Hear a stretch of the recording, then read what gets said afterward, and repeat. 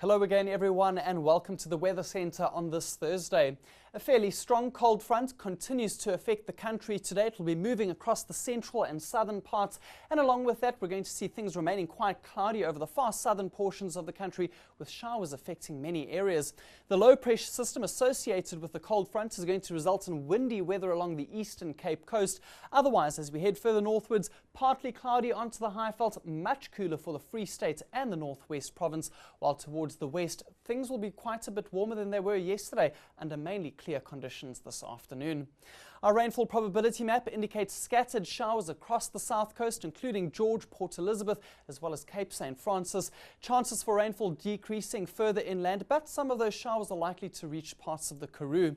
Along the east coast, we're still expecting some rainfall today for KwaZulu-Natal, particularly over the eastern parts of the province, and we'll also see a few showers towards the Lowveld and the adjacent escarpment areas. Possible thunder shower activity as well.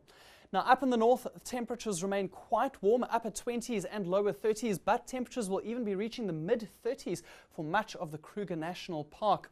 A warm day in KwaZulu-Natal ahead of the cooler air, but towards the west, temperatures remain in the upper teens and lower 20s, and we're also seeing temperatures quite mild this afternoon into the Free State, 20 for Bloemfontein and Bethlehem.